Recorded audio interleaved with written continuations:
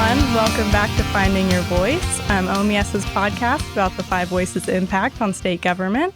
I'm Christa Helfrey. And I'm Kay Thompson. Previously, we've had members of the OMES workforce on to talk about the impact of the Five Voices program and ways they've grown from it. And we're changing it up a little bit today. We have some guests from our partner agencies. We have Adria Berry with the Oklahoma Medical Marijuana Authority. We have Kelly Baker from the State Department of Health. And we have Millicent Newton-Embry from the Department of Corrections. Welcome, and thank you guys for joining us. Thank you. So how did you hear about the Five Voices? Was it from OMES or was it from an outside source? Or I had the opportunity to do the Five Voices training and assessment in a previous role. Actually, when I worked for Governor Stitt's staff, he brought in Jeremy Kubicek to conduct the whole thing with his staff. So whenever I went over to OMA and was building the executive leadership team, I realized, that core of communication is the most important thing you can build. And so we went through the Five Voices training. And even the people who thought it was a little bit corny when we walked in left as believers. So it's been a really, really great addition at OMA. So we were challenged in 2020 with the pandemic. We relocated our agency and we had a whole host of issues. And so we were just really challenged. And when everyone kind of came back together earlier this year, I was really looking for a team building opportunity. And so I went to our HR division and asked, what do you have that can help not only improve our communication because people are stressed and not communicating effectively, and what can we do to build team morale and things like that? And they suggested this. And it has been phenomenal for our group and really kind of turned a lot of things around for us. Amazing. That's great. And for our initiation into this, I was actually having a conversation with an employee from OMES on a project, and he just said to me, "Do you know what your voice is?" And I sing, so I'm thinking, yes, soprano. And he started telling me about the Five Voices and how it was used at OMES and what he'd really learned and had been beneficial for him in terms of communication. So I started looking into it and learned that it was sort of a foundational for the MBTI, which we have used for many years along with the 360 in our agency, and really got excited about having an additional tool for our supervisors, our leaders, and all of our employees. And so we started looking into it and had trainers trained, and the rest is history. We're moving forward like a fast train with it. That's great. Amazing. So just out of curiosity, I usually always ask, what is your foundational voice? I am a pioneer creative. Okay. Kelly? Pioneer Creative. Nice. Pioneer creative. Shut up. Oh my God. I'm not surprised because they're all powerhouse. Yeah, exactly. That is awesome. Yeah, that's really cool. What are your voices? I am a creative nurturer. And I am a connector creative. Very cool. Absolutely. So what was it about the Five Voices in particular that intrigued you enough to explore it in your workforces at your agencies? Anytime we can add additional tool in the toolbox is always phenomenal results. We have a large agency, upwards of 4,000 employees and many leaders and supervisors. We do a little bit of a different role in that we are responsible for public safety. We have folks that are in our custody and care. And we have, correction officers who are the foundation of what we do, work hard every day. And it's important that we ensure that people feel like they're coming to work every day in a place where they feel valued. They feel that their input is valued. They feel that they are motivated to continue to do the best every day. And when we think about it, employees are leaders. They don't have to have a leadership title to be a leader. We're all leaders. We lead our houses. We lead our families. We lead ourselves. And so it was really important to add a tool like the Five Voices so that people could not only embrace and encourage themselves on a professional level, but also on a personal level. I mentioned that we had some communication challenges with a lot of stress and things like that. And I think it gave us a nice foundation to work from that became much more objective, and people were not as likely to react to each other because they recognized that we were coming from different perspectives and we had different things to value. And even recognizing your nemesis voice and your weapons almost became not so much a joke, but something you could, oh, yeah, I get why you would say that. Mm-hmm. And that's why, I didn't, it created a sense of safety in communicating that allowed people to open up better and feel more safe in offering their ideas. And it was a tool they could take home to their families and their friends and really kind of open up and improve their lives beyond just at work. I think we've all been there when we've had someone that we need to communicate with, and we just know it's not working, Mhm. right? Mhm. You leave your office and you're like, that message didn't land. And so I needed to figure out how I could encourage our executive leadership team and our senior leadership to communicate objectively, like you said. And this really did the trick because we realized we have such varied voices. When we came back to the office and kind of compared, we have a good balance of all the voices. But before we did the 5 voices training, we just weren't Mhm. really communicating fully with each other. So, it really was just that trigger of, hey, we are not communicating here. What can help us? And this was really what it was. 5 voices helps.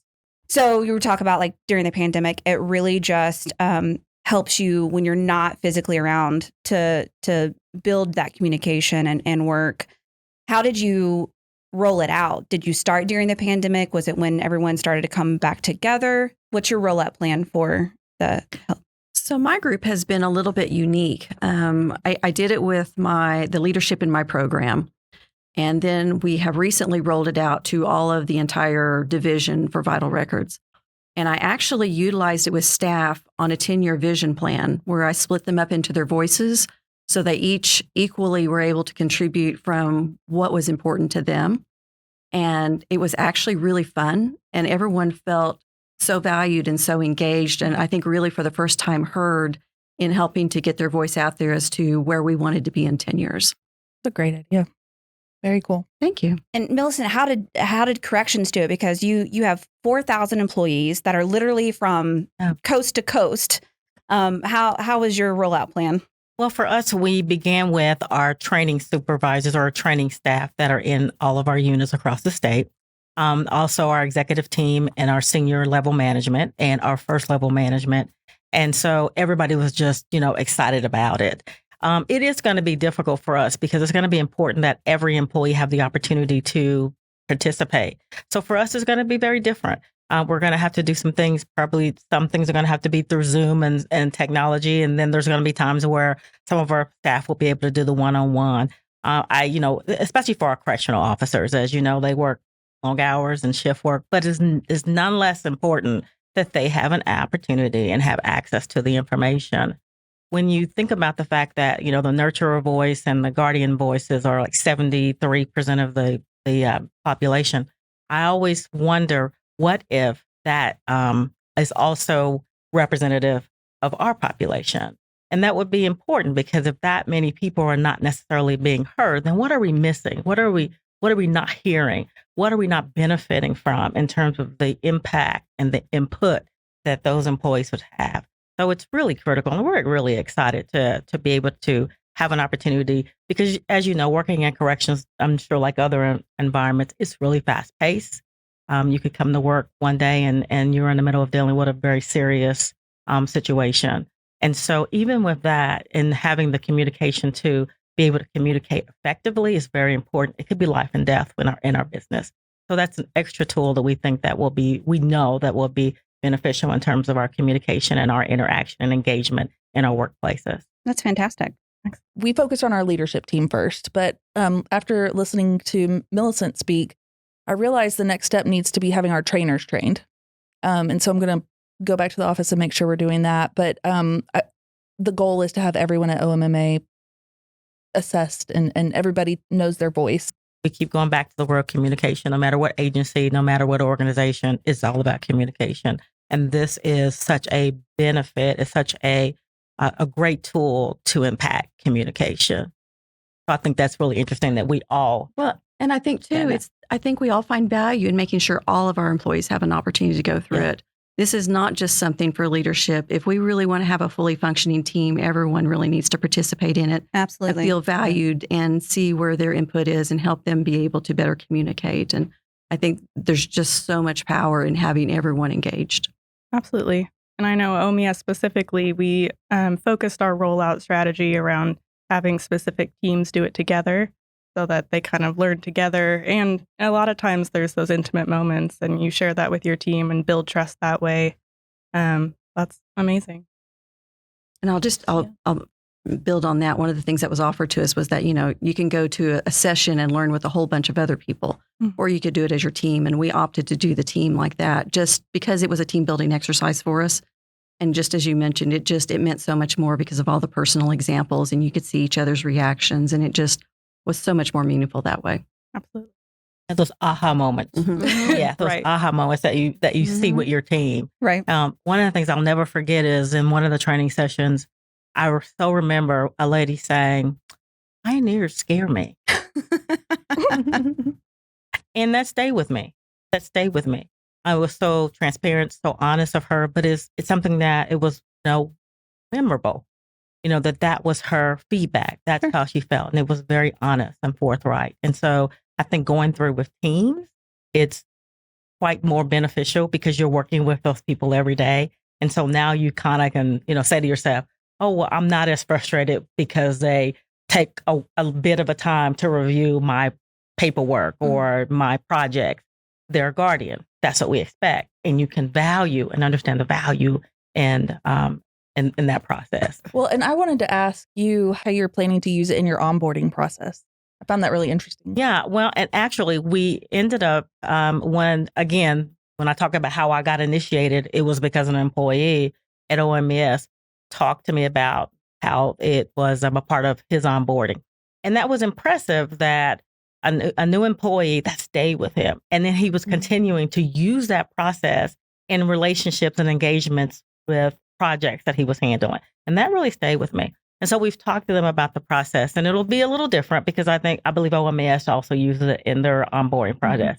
So we're planning to work with OMS to get some ideas about how it would work for them, best practices, and be able to use that for the Department of Corrections. So did you go through it in your onboarding, or did it come after? You actually have a really good anecdote about that. It came after me, Okay. so I wasn't onboarded with it, but I loved it when it was first introduced. But Kay was onboarded with it. So what was your experience? Yeah. My previous manager, she was like, hey, we talk this all the time. You will hear us. We talk about what voices we are. We talk about weapons. We talk about, communication styles. So I went ahead and took the test before I did the onboarding. But it like day one, and I think that's why it's in the onboarding, because it is our culture to just talk about five voices all the time. So it works out well being through the onboarding process. And it creates that connection with your team that might take a little longer to learn otherwise. Sure. I mean, definitely Brian over here is a guardian, and that's my nemesis voice. And we sit right next to each other. Sometimes I was like, I don't think he likes me. And then I was like, oh, that's just the guardian in him. So it's fine. Like, Brian's one of my favorite coworkers. So it really does help you get to know people a lot faster. Yeah. And half of our team is telework. So we're not around, I'm not around them. And it's hard for me, I'm a connector. So it's hard for me to build those relationships when I'm not physically around people. So it's a fantastic tool. Absolutely. And just imagine, as we sit here representing 3 different agencies, and as this process gets rolled out to even more agencies. I mean, most of the time we're collaborating, I'm sure these ladies are also, with other agencies. Right. And so can you imagine, as we move forward and we're collaborating with different agencies, and we're able to say what is your voice? What is your voice? And as we decide who is responsible for what aspect of the project, being able to all, as a state, have so many people in the state agencies that know each other's voices and understand the 5 voices. That would be amazing. Yes. Government that communicates well. Yes. And I think you learn more about each other, even if you know each other for many years. My senior managers and I have worked together in various roles for probably 20 years. So I feel like I know them very well. And I learned through this process, I'm a pioneer creative, they're guardians. I'm like, oh, that's why we butt heads at certain times, because I want to be flying out in front and really dreaming and creating. And they're like, no, but where's the details? How are we going to do this? And it frustrates me. And so I've kind of learned some of that. And I know that I have to dream elsewhere and then come back to them to help me build in what we're going to do. But it also, that balance demonstrates why we're such a good team, because we do balance each other out that way. And that was something I had no idea after 20 years. Almost like it was an aha moment for us. Right. And it kind of creates that diversity of thought. It's well known that the more different perspectives you have communicating in one place, like the better outcomes you're going to have than all future thinkers or creatives working together to cast this vision, and then none of them know the details of how to get there or do it well the first time. When you think about a particular job that you're hiring for or a project team leader for a project, knowing voices gives you an opportunity to think about who would be the best person that would actually be able to see this project through, and what type of voices would also be an asset for that team. How do you think investing in professional development programs like this, creating shared languages, building your employees up, making them feel valued, how do you think that impacts your workforce and your agency effectiveness? Can't be understated, truly. As a brand new agency, we're in a position of sink or swim. And the most important thing that leadership at OMA can do right now is invest in our people. And so that's what we're doing. And I can't tell you how many of our staff, whether they're in the field, whether they're in the office, whether they telework, whenever I see them, they thank me for adding all these professional development opportunities, for allowing them to do classes, encouraging them to take classes and extra professional development. And it wasn't ever something I thought that I would get thanked for, but it makes them feel empowered. It makes them feel like it lets them know that I actually really do care about their growth. And so it's really amazing, because I didn't do it intending to create the effect that it's had, but it's been amazing to watch the positive effect on the staff. That's great. I think absolutely, because ultimately we want the best for our employees. They may or may not stay with us forever, but we always want them to be growing while they're with us. They'll just grow and do better. And then when they're doing something else, they'll grow and they'll do better. And, by offering this to literally everyone shows that we're investing in them as individuals, and we want the best for them, and we want them to grow and to learn, and providing the ability to learn to communicate better, to listen better, to work as a team better, to just engage and grow and mature in some of these different things is just, I think, incredibly valuable. They feel more valued by being included, that it's not just isolated to leadership. Mm-hmm. And that, like the nurturer, they're very silent. I think that's been, to me, one of the greatest parts about it, is because you're like, oh, this person doesn't really speak up because they are a nurturer. So now you can kind of encourage them to speak up and, give out their ideas. I've actually reorganized my, when we have staff meetings, at the end we go around the table. I've actually changed up the order and how I go around the table to make sure that I'm pulling certain people in first and other people in last, and just to give people better opportunities to really be able to speak openly without feeling shut down. Mm-hmm. Were they nervous at first when you started asking? Well, it's funny because nurturers are supposed to go first, but they don't want to go first. That's exactly so what I'm I actually, found too. I'm actually thinking about moving them to second, because I think they need a little bit of an intro from the second group, and just swapping 1 and 2. But yes, they wouldn't. I asked our nurturers to speak first. They go, oh, no. Yeah. Well, I just think about, our staff are our most greatest asset, right? And so anything that we invest in them is truly worth it. But I also think about the benefits of retention. Turnover is very expensive. Mm-hmm. And wouldn't it be a shame if the only thing we had to do was communicate effectively with someone to keep them.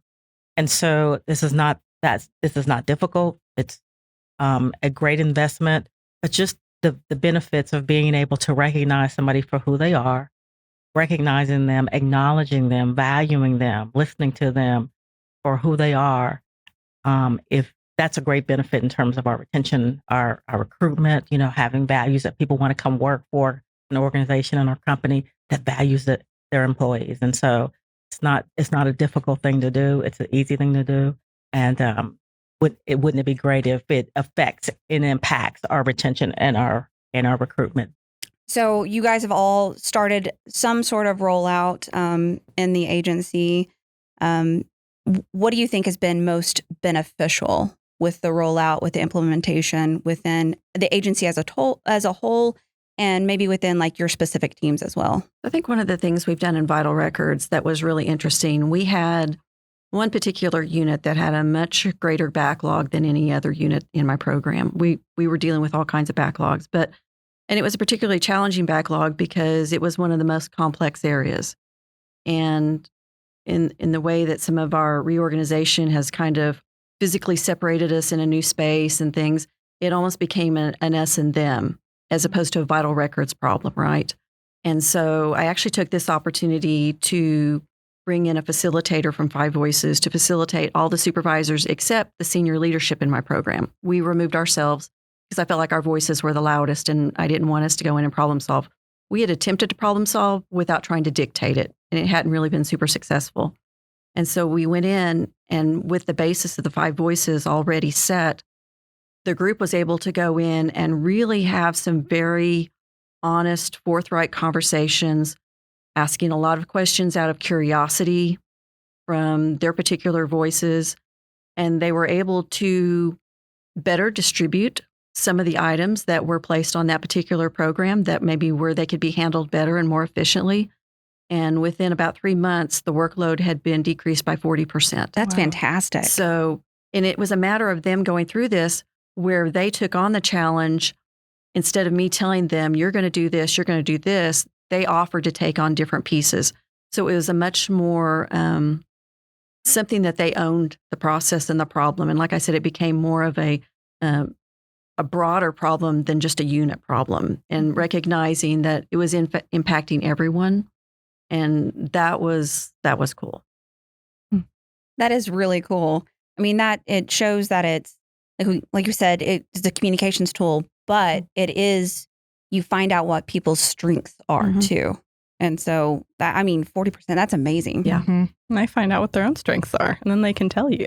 Right. Yes. It's simple. What I saw, the shift in a few relationships that just really needed to happen. And I couldn't figure out how to make it happen because I'm a pioneer and I wanted to make it happen. But going or having people go through this class together, I saw two leaders who could just not have a conversation. They'd almost avoid each other. They were both strong leaders, but they had departments that overlap and they needed to talk. They need to sit down face to face and work together. And I kept going, what's so hard about that? You know? And then find out they're basically just opposite voices. And so it really, really helped shine a light on that, and helped shine a light on the fact that they both are trying their best and they just needed to find that middle ground.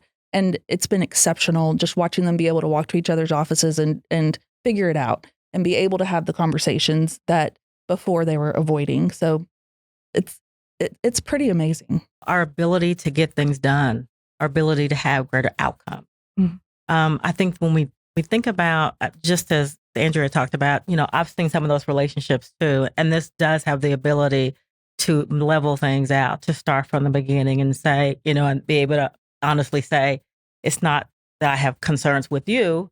We just don't communicate the same way. Right. And that can be freeing. That can be, open the door to better communications, better collaborations, which means better outcomes for the team, for the agency, for our state. Well, do you guys have any parting words or any vision casting you'd like to do in your pioneer spirit before we end this episode? I want to say I'm really grateful that the state of Oklahoma has this, that OMES has created this environment where we can come receive training and have our employees receive training. It's just amazing. I mean, I had no idea how robust the training programs here were. And the Five Voices specifically, that's something you think of in corporate America, but we're state government employees and we have the opportunity to all invest in ourselves and go through this training. So I think it's just pretty amazing. Absolutely. It is. Yeah. Shout out to Sophie's team and their incredible communication and motivation skills. Shout out. Yeah. Well, and it's really an investment in people as opposed to the job. We're not just teaching people how to do the job. We're teaching them to be more engaged, thoughtful individuals, more engaged people, and it just makes us better people, right? So I'm glad we're investing in people as opposed to employees. And that's, they have their technical skill set. That's why they get hired for the job. But then they learn this new skill set that they can take anywhere in their career. That's incredible. And it's a perfect time with, so many Americans dealing with anxiety and stress after the pandemic.